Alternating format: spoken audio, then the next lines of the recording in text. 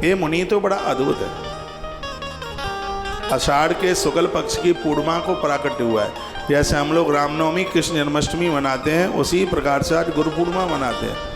मैं तो कहता हूँ जितने भी धरती के लोग गुरु पूर्णिमा मनाते हैं उस दिन भगवान व्यास की पूजा जरूर करें। आज भगवान वेद व्यास की वजह से ही इतने साधु महात्मा पूज रहे।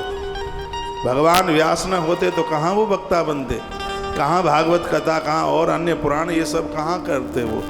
ये सब भगवान व्यास की देन है। जीवन कैसे जिया जाए, भगवान हरि हर सब के उन्होंने भाव है वो ग्रंथों में उन्होंने वो लिख करके तैयार कर दिए। देश तो ऋणी है इस महापुरुष का, इस भगवान परमात्मा ही कृष्ण द्वैपायन के रूप में उतर करके आए। आज उन्होंने ये संकल्प ले लिया कि मैं धर्म क्षेत्र का जीर्णोद्धार करूंगा, अपने दादा वशिष्ठ जैसा बनूंगा, धर्म क्षेत्र की पुनः स्थापना करूंगा। फिर सभी ध्वज लोगों ने एक स्वर में कल्याण मंत्र का उच्चारण किया। जितने भी वो बच्चे बैठे थे सबने एक साथ कल्याण के मंत्र बोले। व्यापक कीर्तिमान इंद्रदेव सभी को कल्याण का आशीर्वाद दें। ये जो मैं हिंदी बोल रहा हूँ ये वही मंत्र है जिसको इस धरती का ब्राह्मणत्व काम करने वाला, पांडित्य कर्म करने वाला हर ब्राह्मण इस मंत्र को बोलता है, लेकिन अर्थ नहीं पता होगा। अभी मैं होली के दिनों में पूज्य वेदांती जी महाराज जी के यहाँ गया। उनके नाम के आगे वेदांती शब्द लिखा था। मैंने कहा ये वेदांती हैं तो मैं कोई एक वेद की ऋचा बोले देता हूँ। मुझे यात्रा में निकलना था। महात्मा गौतम ने जो वेद की ऋचा अपने शिष्य कृष्ण द्वैपायन को सुनाई। अब हम लोगों ने तो जब ये सब चीज़ें पढ़ी तो इनके अच्छे से मंत्र के अर्थ भी बताए गए। प्राय हर छोटा बच्चा होगा, पांडित्य कर्म कर रहा होगा, उसको तो संस्कृत, उसको तो वेद पढ़ाया ही यहीं से जाता है।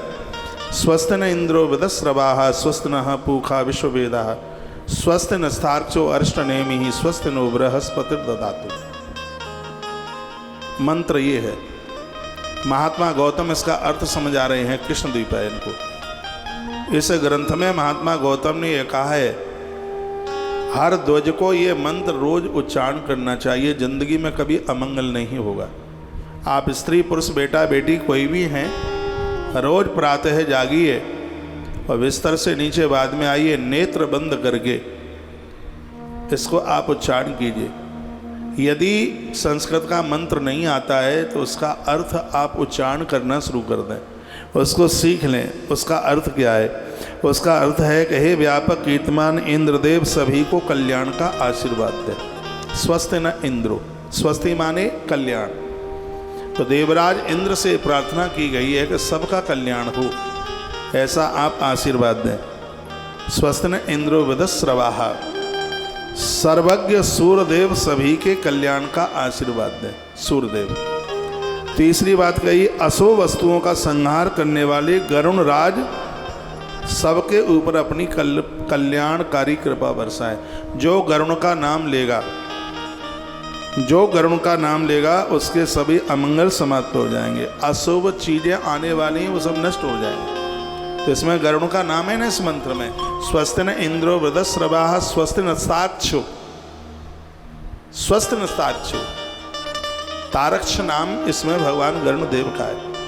तो क्या कहा गया? हे गरुण देव आप हमारे अमंगलों को दूर करें। गरुण देव का नाम लेने से, उनका दर्शन करने से अमंगल दूर हो जाते हैं, अशुभता दूर हो जाती है। इसलिए मैंने कितनी बार कहा है कि आरती में घंटी रखो, और घंटी के ऊपर गरुण जी बने हैं। वैसे तो आप गरुण रखते नहीं हैं, लेकिन घंटी के ऊपर जो उसका नाम ही गरुण घंटी है,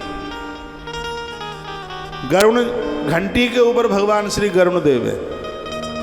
उनका दर्शन कीजिए। गरुड़ जी के 12 नाम। गर्भ के समय में जो नारी इन नामों को लेती है गर्भ सुरक्षित रहता है। महाभारत में गरुड़ देव की बड़ी कथा है। और वेद के जो मंत्र बोले जाते हैं उसमें भी ये वर्णन है कि आप गरुड़ का आरंभ कर, आप उनका आह्वान करते हैं तो ये अशुभता को समाप्त करते हैं। वही प्रार्थना की जा रही है कि आप अशुभ वस्तुओं का संहार करने वाले हे दिव्य गरुण राज सभी पर आप कल्याण की कृपा बरसाएं। ओम स्वस्ति न इंद्रो वृद्धस्रवाः स्वस्ति नस्तार्क्ष्यो अरिष्टनेमि स्वस्ति नो बृहस्पतिर्दधातु। लास्ट में श्री बृहस्पति जी महाराज का नाम आता है। तो क्या कहा जाता है? अलौकिक बुद्धि के स्वामी हे बृहस्पति जी महाराज, आप हमारा कल्याण करें, आप हमें बुद्धि दें। वेद के मंत्र में देवों का आह्वान किया गया। आज के बच्चे, आज के विद्यार्थी समझें, गायत्री समझें। गुरुकुलों में पढ़ते हैं, एक गायत्री नहीं जपते। गुरुकुलों में पढ़ते हैं, जनेऊ की मर्यादा नहीं रखते।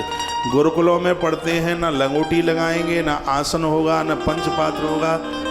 मक्कारी मटर गश्ती, क्योंकि सब फ्री फंड का मिलता है। बाप कमाए तो पता लगे। इतनी मटर गश्ती, ये अपनी इतनी जिंदगी को धोखा देते हैं। खा पी के रोटियां खा के चले जाते हैं, फिर और क्या होता है? 15 वर्ष से लेकर के 25 साल तक का समय, यही 10 वर्ष बनने के लिए और यही 10 साल बिगड़ने के लिए। सिर्फ ओनली 10 ईयर्स, बनने का 10 ही वर्ष है। 15 से लेकर के 25 साल का जो समय है, तलवार की धार के ऊपर चले। मैंने तो देखा है ना अपने जीवन में, मुझे तो मालूम है। आज के विद्यार्थियों को देख करके रोना आता है। लगता है कि उस समय ये व्यवस्थाएं हमें मिल गई होती तो क्या कर देते। फिर कभी लगता है कि तुम दुखित रहे, ये चीज़ें नहीं मिली इसलिए बन गए हो। यदि ये व्यवस्थाएं मिल गई होती तो तुम भी बिगड़ गए होते। बड़ी कृपा रही कि व्यवस्थाएं मिली नहीं। आज हर प्रकार की व्यवस्था, यहाँ तक कि कपड़े धोने वाला भी, गुरुकुल के बच्चों के कपड़े धोने के लिए मम्मी पापा भी इतना ध्यान ख्याल न रख पाते हो। लेकिन दुर्भाग्य इस बात का है, आज कलयुग की ऐसी हवा चल रही है, इसमें तो हनुमान जिसको बचाए वही बच सकता है। बिलंदा भरे लड़के, 1.5 बिलंदे के छोकरे इतने बिगड़े हुए, रात रात भर मोबाइल चलाते हैं। हमें पूरी साल इन लंपटों के साथ खोपड़ी खानी पड़ती है। धोखे से एडमिशन हो जाते हैं, दूसरी साल निकालना पड़ता है। अभी एडमिशन चल रहे हैं। एडमिशन में जो भी अपने बच्चों को लेके आ रहे हैं, मैं निवेदन करूंगा, गुटखा, सिगरेट, बीड़ी, तम्बाकू जिसको लत लगी हुई है, मोबाइल चलाने की लत है, यहाँ लाठियाँ पड़ती हैं गड़बड़ी करने पर, थप्पड़ बहुत पड़ते हैं। फिर तुम बच्चे वाले बनोगे, फिर कहोगे हमारा बच्चा ठोक दिया, पीट दिया। तो इसलिए बिल्कुल भी लेकर के ना आए। यहाँ तो हम चाहते हैं, मैं ये नहीं कह रहा कि मैं धरती का कोई सर्वश्रेष्ठ आदमी हूँ, लेकिन ये जरूर कहूँगा कि मैं बिगड़ा नहीं हूँ। ये बिल्कुल पक्की बात है। ऐसे युग में जरूर जी रहा हूँ, लेकिन ऐसे युग का मेरे ऊपर रंग नहीं है, असर नहीं है बिल्कुल। मेरी चाल से, मेरी ढाल से जो मेरे पास बैठते हैं उनको पता है, जो मेरे समीप में हैं उनको मालूम है। ये सब चीज़ें हमें बर्दाश्त की नहीं है। मैं तो हर व्यक्ति में अपने आप को देखना चाहता हूँ। मैं तो चाहता हूँ जो कार्य हम कर रहे हैं, आने वाली पीढ़ी में बच्चे इन कार्यों को करें, मस्त जीवन जिएं, लोगों का भला करें। बड़ाई इसी में नहीं है कि तुम अपना कल्याण कर लें। बड़ाई इसमें ही है कि आपके आसपास आने वाले, आपके माध्यम से सबका कल्याण होना चाहिए। जिंदगी ऐसी हो। क्या पेट भरने के लिए पढ़ाई पढ़ी जाती है? सूकरा कुकरा 12 बच्चों को जन्म देते हैं, पेट तो उनके भी भर जाते हैं।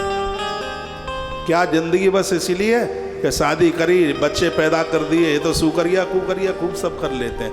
इसमें आपने कोई बहुत बड़ा प्रमाण पत्र प्राप्त कर लिया हो, मुझे तो नहीं लगता। शायद धरती का एक बहुत बड़ा काम कर दिया हो, 4 बच्चे पैदा कर दिए तुमने, उनको नौकरी लगा दी, काम दे दिया। तो ऐसा नहीं है कि विधाता ब्रह्मा आपके लिए रंगोली बना करके तैयार कर दे। कोई ऐसा काम नहीं कर दिया। कोई ऐसा काम करके जाइए जो व्यास ने किया, छत्रपति शिवा ने किया, महाराणा प्रताप ने किया, महाराज अग्रसेन ने किया, गुरु गोरखनाथ ने किया। कुछ ऐसे तो काम करके जाइए कि प्रकृति में मरने के बाद भी जिंदे बने रहो। और युवा कभी थकता नहीं है। युवा के पास बुद्धि होती है, विचार होता है, काम करने की ताकत होती है। लेकिन आज युवा की शक्ति ऐसे ही नष्ट हो रही है, व्यर्थ में हो रही है, फालतू में हो रही है। उसकी शक्ति का शोषण हो रहा है, दुरुपयोग हो रहा है। वो कुछ ठीक से कर ही नहीं पा रहे, वो कुछ बढ़िया से कर ही नहीं पा रहे।